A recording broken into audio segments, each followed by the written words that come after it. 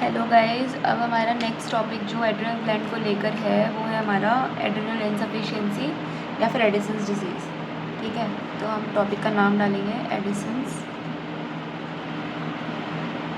और adrenal insufficiency.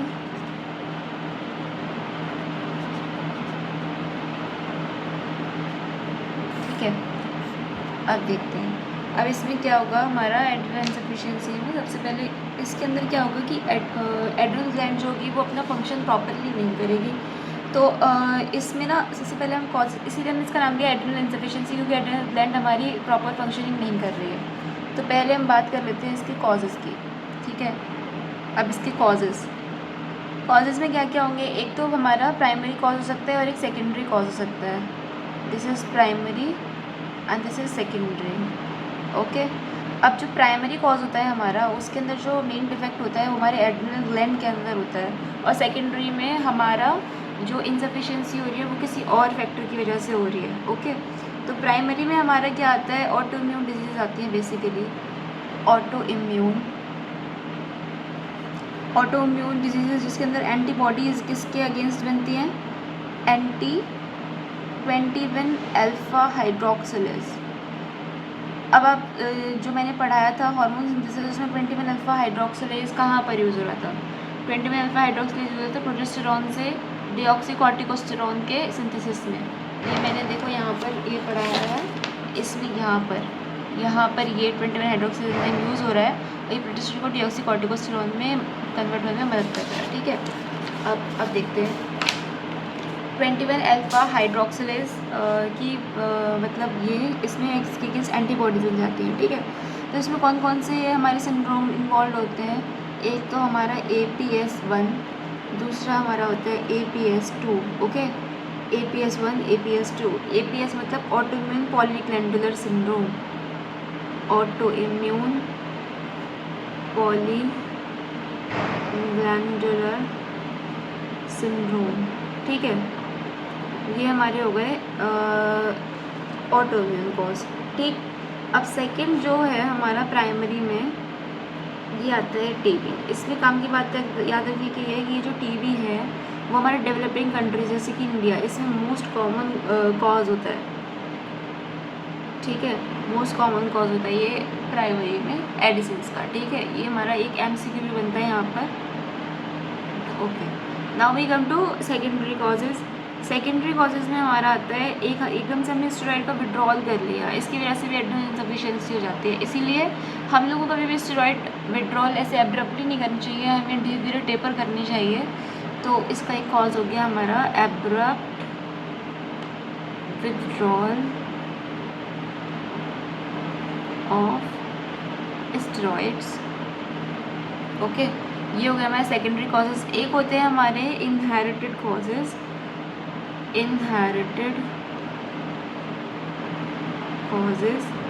इसमें हमारी क्या आते हैं, इसमें हमारी 3 चीज़ें आती हैं। एक तो हमारा आता है AAA सिंड्रोम। AAA सिंड्रोम में ए के होता है हमारा एलेक्राइमिया, एक होता है हमारा एक्लेसिया कार्डिया, और एक होता है हमारा यहाँ पर एडिसन्स। Okay, Edison's. एक होती है हमारी सेकंड जो है हमारा X linked adrenoleukodystrophy. X linked adrenoleukodystrophy. इसमें हमारा क्या होता है, इसमें हमारी जो very long chain fatty acids जो होते हैं हमारे, very long chain fatty acids, इनका अमाउंट बहुत ज़्यादा बढ़ जाता है। तो very long chain fatty acids increase हो जाते हैं बहुत ज़्यादा। और जो थर्ड होता है हमारा water house Frederiksen syndrome. Water house Frederiksen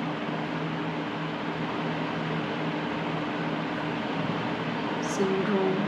ठीक है, ये होता है हमारा।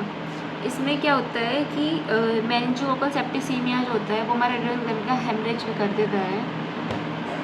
तो ये होता है हमारा मेनिंगोकोकल सेप्टिसीमिया,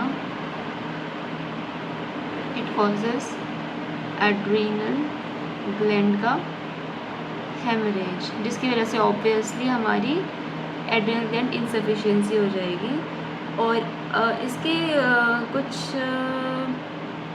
नहीं, ये हो गया हमारा इसके कॉजेज़, ठीक है, इसके कॉजेज़ हो गए। अब हम बात कर लेते हैं कि मतलब थोड़ी सी पैथोफिजियोलॉजी की बात कर लेते हैं, पैथोफिजियोलॉजी और इसमें कैसे कैसे क्या क्या चेंजेस आते हैं प्राइमरी में और ये हमारा सेकेंडरी में। जो हमारी प्राइमरी है, जो हमारा प्राइमरी एडिसन्स डिजीज़ है, इसमें क्या है, इसमें हमारे एड्रिनल ग्लैंड के अंदर ही मेन डिफेक्ट है, ठीक है।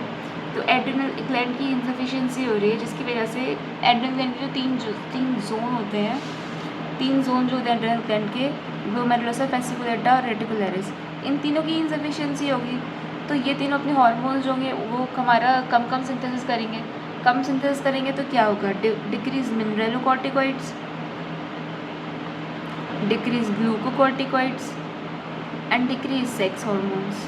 ओके, हमारे तीनों जोन्स अफेक्ट हो रहे हैं, तो हमारे इन तीनों हार्मोन्स ये कम बनेंगे, ठीक है। ये कम बनेंगे तो हमारा ये नेगेटिव फीडबैक नहीं कर पाएंगे। नेगेटिव फीडबैक नहीं करेंगे तो हमारा लिख लेते हैं नो नेगेटिव फीडबैक। अभी नेगेटिव फीडबैक नहीं कर पाए तो क्या होगा, हमारा ये ACTH जो है हमारा वो इंक्रीज़ हो जाएगा, ठीक है। तो हमें प्राइमरी के अंदर क्या मिल रहा है, एक तो हमारे ये तीनों हार्मोन्स कम हैं और हमारा ACTH बढ़ा हुआ है, ठीक है। और ये ACTH बढ़ा हुआ है तो ये क्या कर देगा, हाइपर पिगमेंटेशन। ACTH की खास बात ये होती है कि ये हाइपर पिगमेंटेशन करता है। हाइपर पिगमेंटेशन के बारे में MCQ बन सकता है कि हाइपर पिगमेंटेशन कहाँ करता है। एक तो ये सबसे ज़्यादा करता है ओरल म्यूकोसा के अंदर, ठीक है।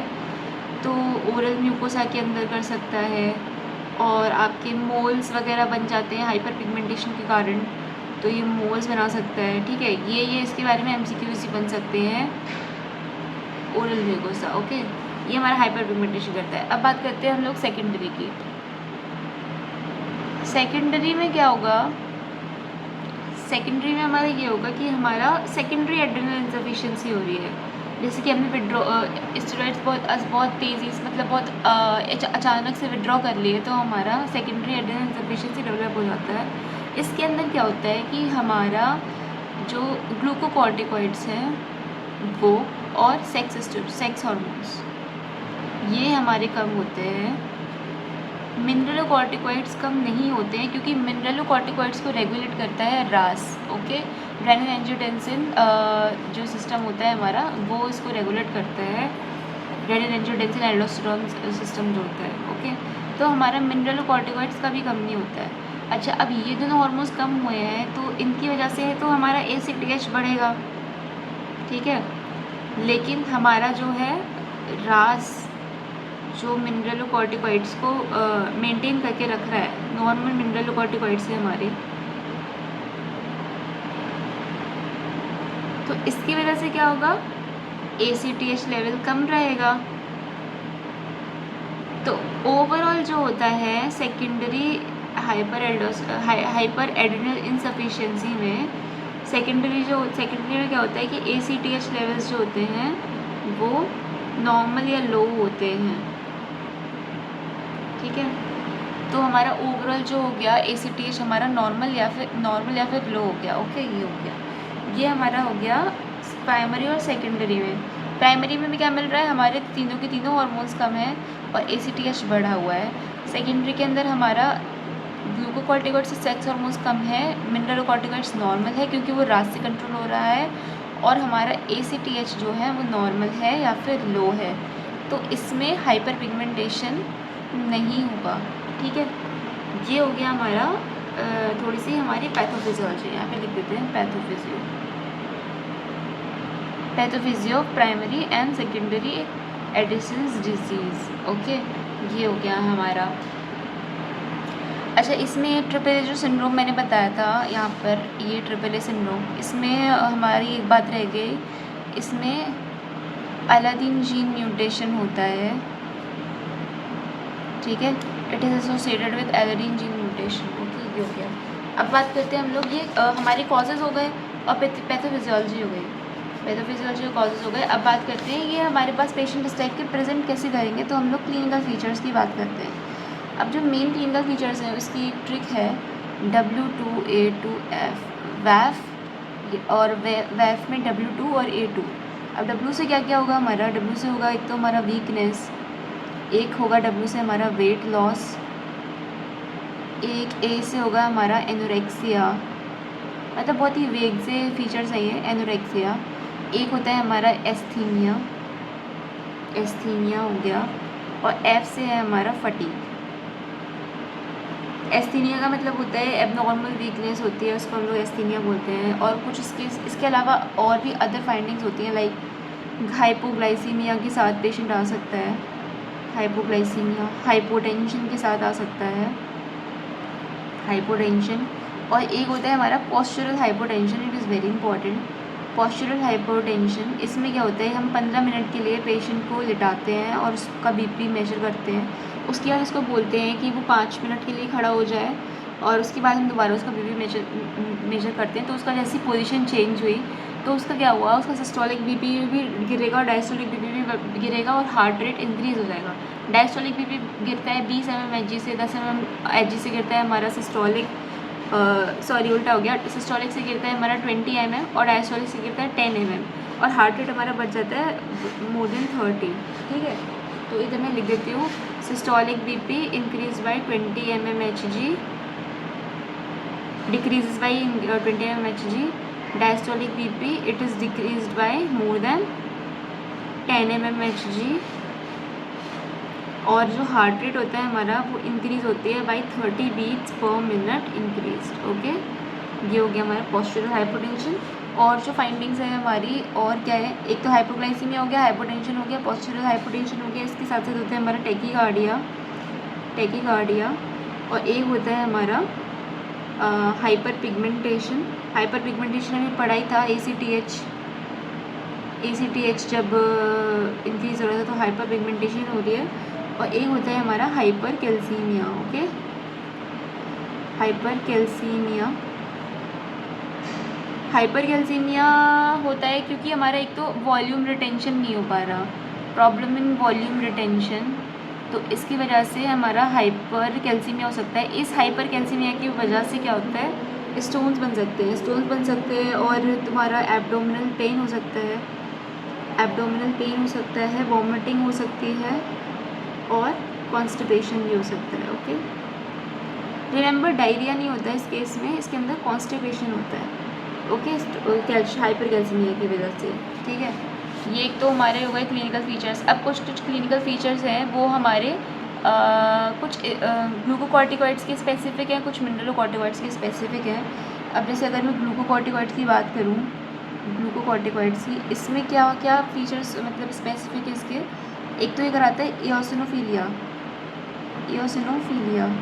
अब जो इओसिनो है ना हमारा, इओसिनोफिल्स है हमारे, वो हमारे ग्लूकोकॉर्टिकॉइड्स के इन्वर्सली प्रोपोर्शनल होते हैं। अगर हमारे ग्लूकोकॉर्टिकॉइड्स कम होंगे तो इओसिनोफिल बढ़ेंगे, यानी कि इओसिनोफिलिया, जैसे कि इस एडिसन्स डिजीज़ में हो रहा है। और अगर हमारा ग्लूकोकॉर्टिकॉइड्स बढ़ जाता है तो हमारा इओसिनोपीनिया यानी कि इओसिनोफिल्स काउंट कम हो जाता है।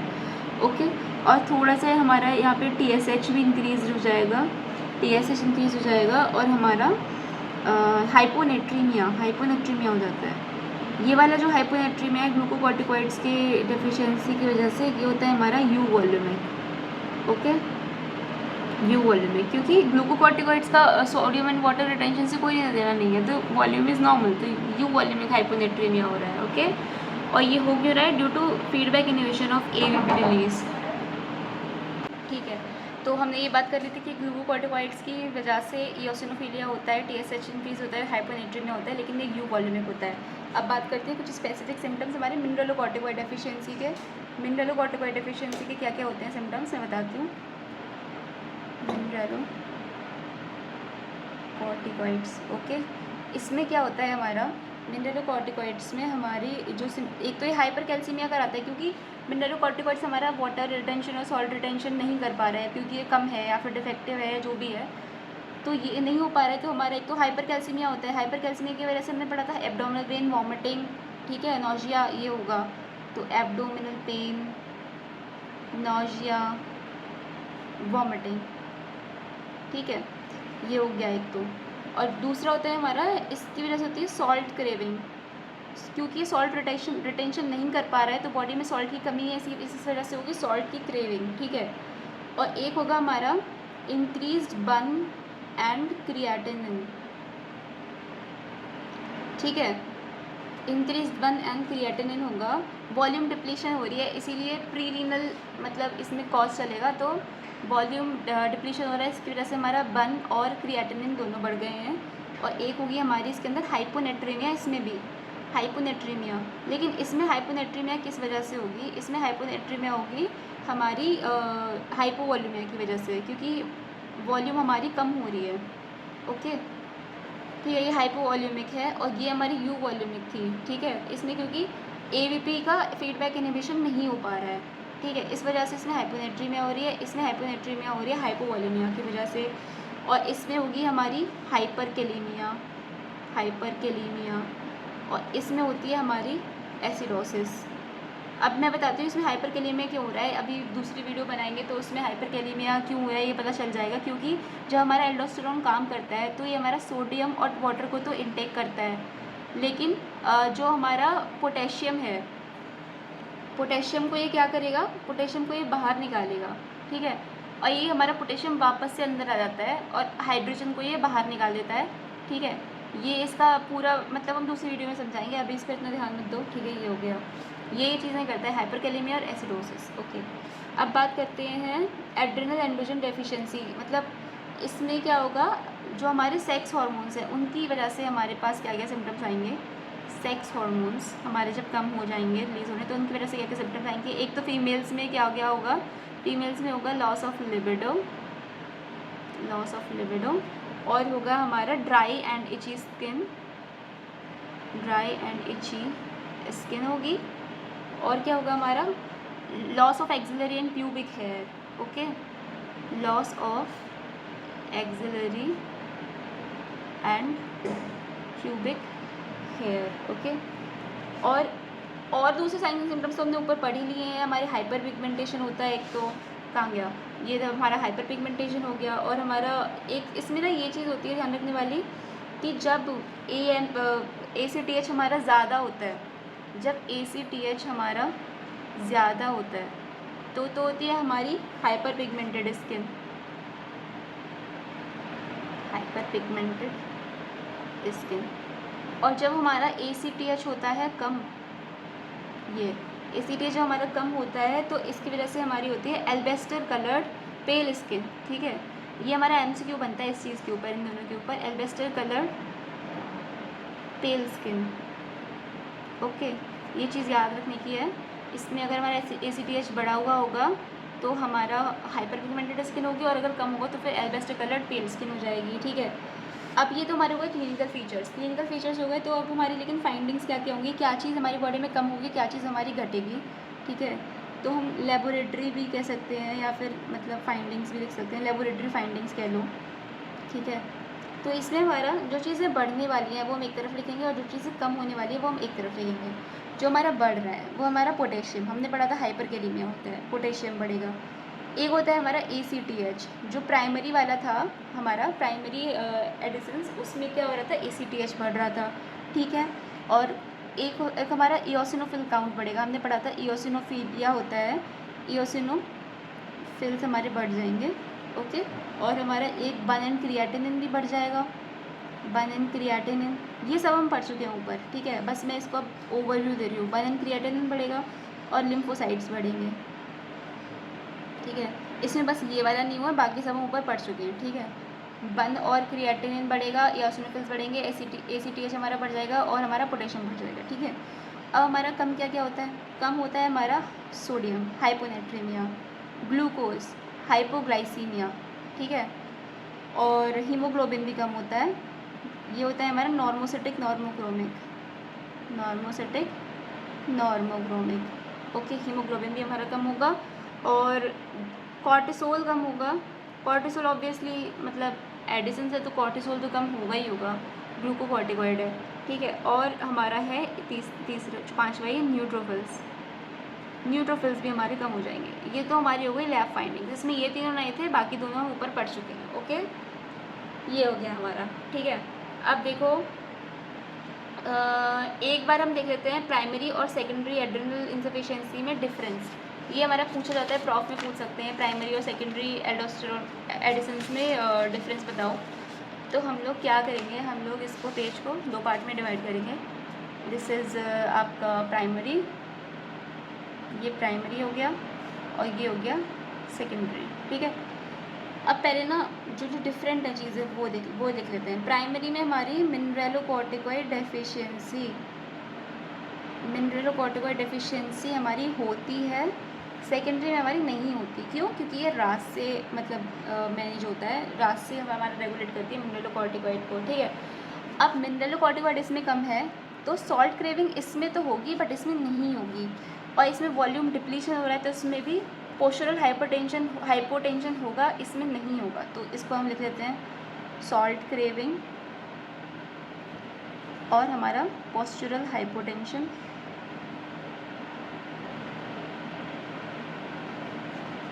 इसमें नहीं होगा और इसमें होगा, ठीक है। सेकेंडरी में होगा और प्राइमरी में नहीं होगा।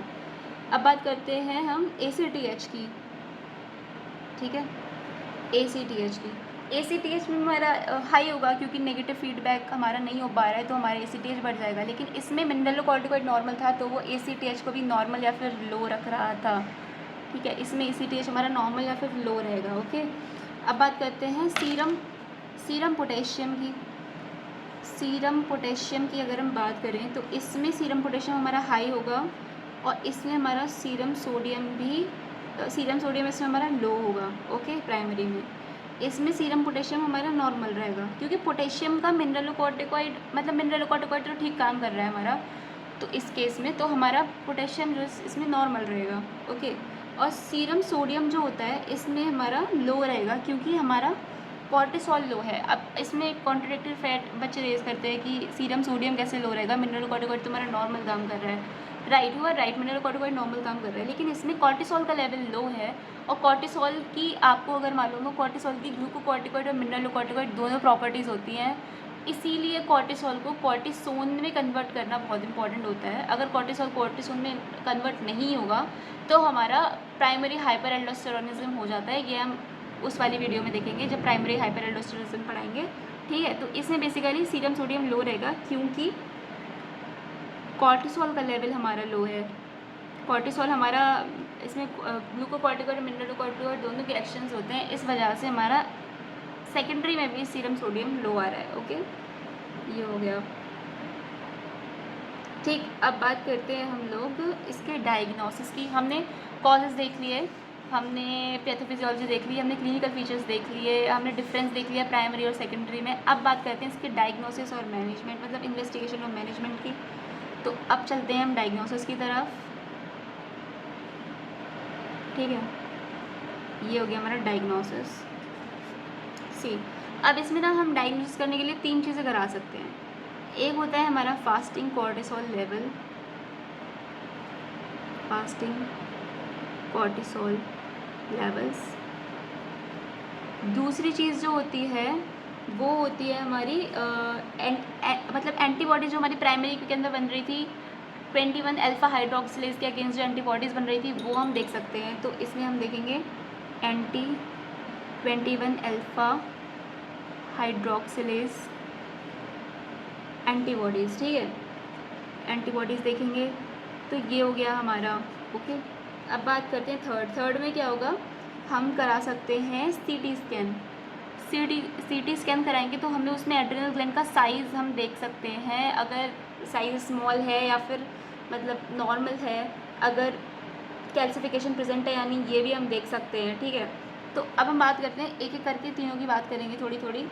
इसमें फास्टिंग कॉर्टिसोल लेवल्स में अगर हमारे लेवल्स मोर देन 20 माइक्रोग्राम पर डीएल आते हैं, इसका मतलब है पेशेंट को एडिसन्स बिल्कुल नहीं है, हम लोग इसको रूल आउट कर देंगे, रूल आउट एडिसन्स डिजीज़, ठीक।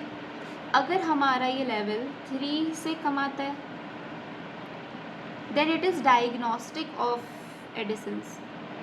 मतलब कि अब हमें आगे कुछ कराने की ज़रूरत नहीं है, अब हमारा डायग्नोसिस बन चुका है एडिसन्स डिजीज़ का। ओके, और अगर ये वैल्यू 3 से 20 के बीच में आती है then we have to do a confirmatory test. Okay, कि इसको मतलब है भी या नहीं है, क्योंकि इसके लेवल्स जो हैं वो बीच में हैं। ठीक है, तो ये कन्फर्मेटरी टेस्ट क्या होता है, इसके ऊपर क्वेश्चन बनता है, इसका कन्फर्मेटरी टेस्ट क्या है। इसका कन्फर्मेटरी टेस्ट होता है कोसिंट्रोपिन और सेनेक्टिन स्टिमुलेशन टेस्ट। ठीक है, कोसिंट्रोपिन और सेनेक्टिन स्टिमुलेशन टेस्ट। ठीक, ये होता है। इसमें हम करते क्या है, हम लोग कोई पेशेंट आता है, उसका हमें कन्फर्मेटरी टेस्ट करना है और हमें ये वाला टेस्ट करना है, तो हम क्या करेंगे, उसके अंदर ACTH इंजेक्ट करेंगे, IV या फिर IM दे सकते हैं, दोनों तरह से दे सकते हैं, IV और IM। हम उसमें ACTH डालेंगे और उसके 1 घंटे बाद हम कॉर्टिसोल के लेवल्स को दोबारा चेक करेंगे और फिर दूसरे घंटे के बाद भी हम लोग कॉर्टिसोल लेवल्स चेक करेंगे और उन दोनों में से जो भी वैल्यू हायर होगी हम उसको कंसिडर करेंगे। ठीक है, तो इसका प्रोसेस क्या है, प्रोसेस होता है कि ACTH डालने में IV कितना 250 माइक्रोग्राम 250 माइक्रोग्राम IV या फिर IM हमने डाला ACTH। Then check for cortisol levels, check cortisol levels at 1 hour and 2 hour and then we will consider the highest value, consider the highest value. Okay, ये हो गया, highest value को consider करेंगे। तो इसमें अगर हमारी, अब हम इंटरप्रेट कैसे करेंगे इस टेस्ट को, इंटरप्रिटेशन में क्या होगा, अगर हमारी वैल्यू मोर देन 20 माइक्रोग्राम पर DL आ रही है तो इसका मतलब है बंदे को एडिसन्स डिजीज़ नहीं है। ठीक है, क्योंकि हमने उसमें ACTH डाला, यानी कि उसकी एड्रेनल ग्लैंड बिल्कुल प्रॉपरली फंक्शन कर रही है। ACTH डालते ही इसका एड्रेनल ग्लैंड बिल्कुल फंक्शनिंग करनी उसने स्टार्ट कर दिया है। इस वजह से हमारा जो हार्मोन का लेवल है कॉर्टिसोल का वो हमारा 20 से ज़्यादा आ रहा है, तो ये एडिसन्स डिजीज़ नहीं है, रूल आउट। ओके, वहीं अगर ये वैल्यू लेस देन 18 to 20 से नीचे आती है then it is considered as Addison's disease. Okay, ये हमारा कंफर्मेशन हो गया है कि इसको एडिसन्स डिजीज़ ही है, इसको एडिसन्स डिजीज़ है, तो इसको हम मैनेज करने की ज़रूरत है। ठीक है, और इसमें क्या होता है कि अगर एंटीबॉडीज़ का हाई टाइटर है then it is suggestive of Addison's disease. ठीक है, it suggest APS syndrome, autoimmune polyglandular syndrome. Okay, इससे हमें पता चल जाएगा कि बंदे को APS सिंड्रोम है। ठीक है, और CT स्कैन में क्या होता है, अगर हमें नॉर्मल ग्लैंड्स दिख रही हैं या फिर स्मॉल ग्लैंड्स दिख रही हैं CT स्कैन पे और उसमें कैल्सिफिकेशन नहीं है then it is suggestive of Addison's disease. So small glands without calcification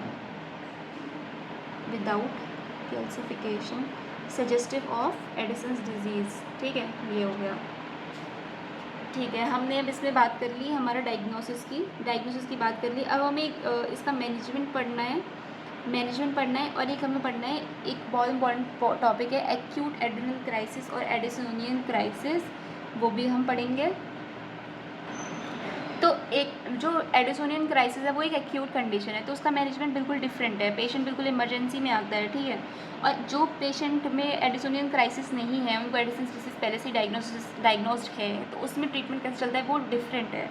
तो पहले ऐसे पेशेंट जिनमें हम कहें जिसमें हमारा पेशेंट को कोई भी वो नहीं है, क्या बोलते हैं, एक्यूट एड्रेनल क्राइसिस नहीं है। पहले ये हम यहाँ पे लिखते थे मैनेजमेंट पार्ट। ठीक है, एडिसन्स का management part. Acute adrenal crisis जिन पेशेंट में नहीं है उनमें हम कैसे मैनेज करेंगे, उनमें हमारा जो ड्रग ऑफ चॉइस होती है वो हमारी ओरल हाइड्रोकॉर्टिसोन होती है। इसमें याद रखने की बात ये ओरल है, ये IV नहीं है। IV हम देंगे एक्यूट कंडीशन के अंदर, ओरल हाइड्रोकॉर्टिसोन हम इसमें देंगे। अब इसकी डोजेज बहुत इंपॉर्टेंट है, इसकी डोजेज होती है 10 mg + 5 mg + 5 mg, मतलब टोटल है हमारा 20 mg की डोज होती है। इसको हम डिवाइडेड डोज में देते हैं पूरे दिन भर में, ये हम मॉर्निंग में देते हैं, ये नून में देते हैं और ये इवनिंग में देते हैं, मॉर्निंग, नून, एंड इवनिंग, ठीक है। मॉर्निंग में डोज ज़्यादा रहती है और नून और इवनिंग में डोज कम रहती है, 5 mg की रहती है।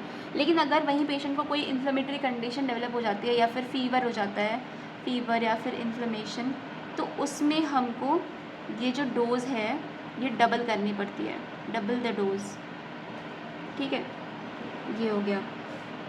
और अगर पेशेंट को वॉमिटिंग और हाइपोटेंशन डेवलप हो जाता है, मतलब कि इसमें फ्लूइड्स जो हैं बेसिकली वो जा रहे हैं, तो वॉमिटिंग या हाइपोटेंशन की मतलब अगर किसी को हो रहा है तो दैट मीन्स उसके अंदर फ्लूइड्स की कमी है। तो उसके अंदर हम क्या करेंगे, IV हाइड्रोकॉर्टिसोन देंगे, IV हाइड्रोकॉर्टिसोन दे दिया हमने, IV स्टेरॉइड्स मतलब, ठीक है। और अगर हमें सर्जरी करनी पड़ रही है तो उस केस में भी हम जो है IV स्टेरॉइड्स ही देंगे, ठीक है। इसमें ये क्वेश्चन बनता है, it is the drug of choice, MCQ ये आता है इसमें, ठीक है। और ये भी MCQ आ सकता है कि इसकी डोज को हम डबल कब करेंगे, ठीक है। ये हो गई हमारी वो कंडीशन जब पेशेंट एक्यूट स्टेज में नहीं है। लेकिन अगर कोई पेशेंट आता है हमारा एक्यूट कंडीशन में, तो उसको हम बोलेंगे एडिसोनियन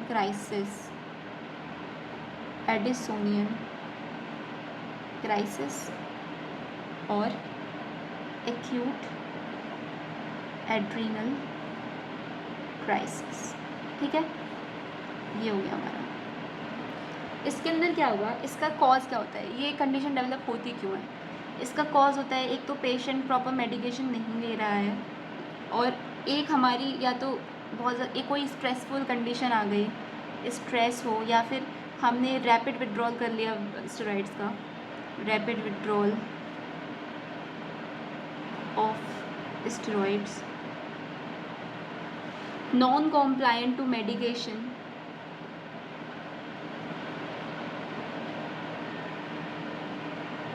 ऐसी सिचुएशन में एडिसोनियन क्राइसिस अराइज हो सकती है। इसमें प्रेजेंटेशन क्या होगा, पेशेंट प्रेजेंट कैसे करेगा, या फिर हम कह सकते हैं क्लिनिकल फीचर्स क्या रहेंगे।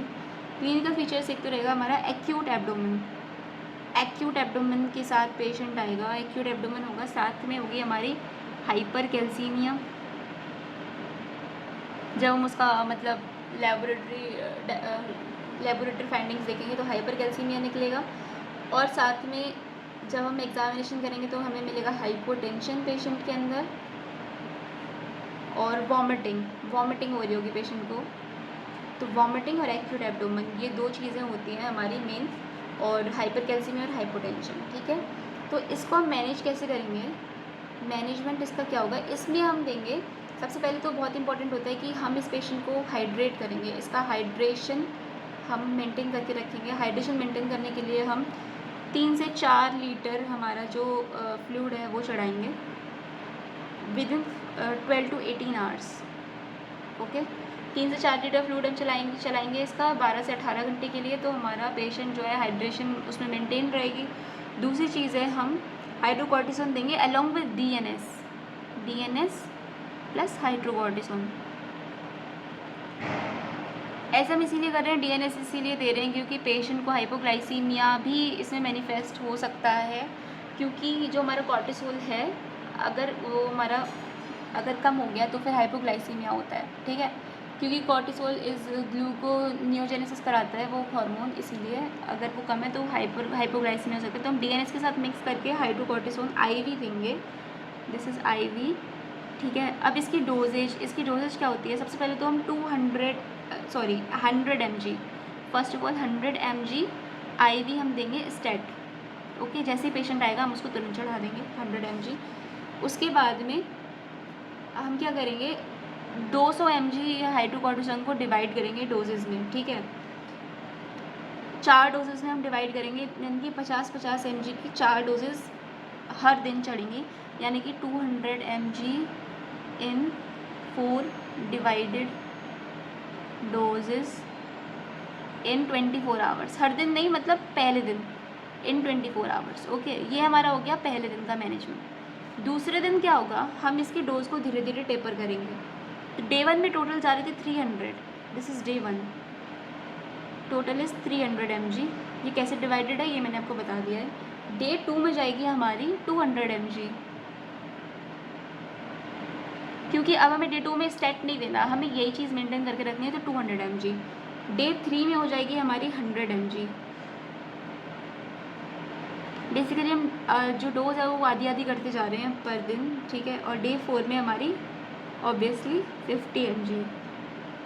ओके, तो ये हमारा IV कैसे हमें देना है, ये इसकी डोजेज हैं, ठीक है। ये हो गया हमारा। अब एक बार पेशेंट जब रिकवर हो जाता है, सॉरी रिकवर नहीं, जब पेशेंट थोड़ा इम्प्रूव होता है तो हम उसको चलाते हैं ओरल हाइड्रोकॉर्टिसोन थेरेपी। IV से हम उसको ओरली शिफ्ट कर देंगे, ठीक है। और सेम जो मैंने ऊपर बताया था आपको 10, 5 एंड 5, इसकी डोजेस भी यही रहेंगी। 10 mg in morning plus 5 mg in Noon plus 5 mg in evening. Okay, ये इसकी डोज होगी, ठीक है। अब एक बार पेशेंट जब रिकवर हो गया तो हम लोग जो है ये जो डोजेज हैं उसको हम लोग मतलब अपने हिसाब से चेंज कर सकते हैं, ठीक है। तो once patient is recovered, we can titrate the dose।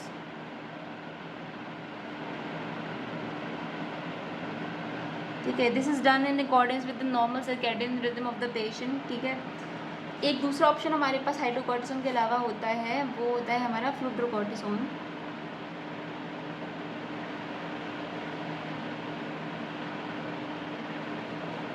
ठीक है, इसकी डोजेज होती है 100 to 200 माइक्रोग्राम्स।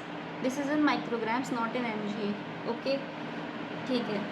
ये हमारा हो गया एक्यूट वाले का मैनेजमेंट, ठीक है। अब इसमें एक जो चीज़ है, दो चीज़ें हैं एक्चुअली, दो चीज़ें याद रखने की ये हैं कि जो हमारा 20 mg hydrocortisone, 20 mg hydrocortisone it is equal to 25 mg cortisone, it is equal to 4 mg methyl prednisolone. मतलब ये इसीलिए बताया जा रहा है कि अगर आपके पास ये अवेलेबल नहीं है तो आप ये भी यूज़ कर सकते हो और उसकी डोज इतनी रहेगी। तो 4 mg methyl prednisolone it is equal to 5 mg prednisolone. Okay, and it is equals to 0.75 mg dexamethasone, ठीक है। अब इसमें दूसरी चीज़ जो याद रखने की ये है कि जो डेक्सामेथासोन है वो हमारा हाइपरकैलेमिया करेक्ट नहीं कर सकता है। मतलब जब हम हाइड्रोकॉर्टिसोन दे रहे हैं तो उसकी सारी की सारी चीज़ें करेक्ट हो जानी चाहिए, लेकिन हमारा dexamethasone can not correct the hyperkalaemia. Okay, तो हम यहाँ पे लिख लेते हैं डेक्सामेथासोन